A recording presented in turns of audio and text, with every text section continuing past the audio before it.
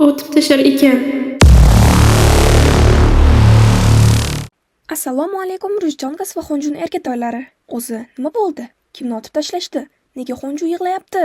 Bugun shu voqealarni oddiy va tushunarli qilib ko'rib chiqamiz. Hammasini birma-bir aytib beraman. Oxirigacha ko'ring, hamma narsa aniq bo'ladi. Xonjuning Telegram kanalida borlar biladi.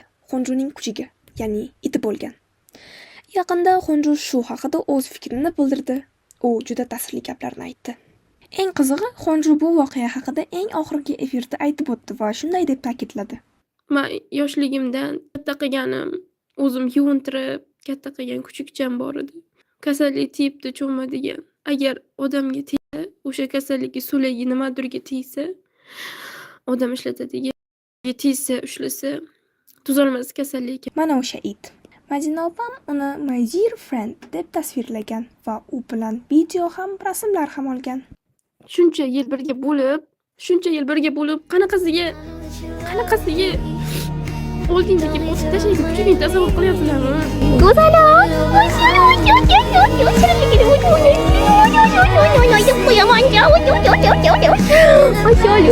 Qaramanda, opog'im, go'zalim, tezlasa,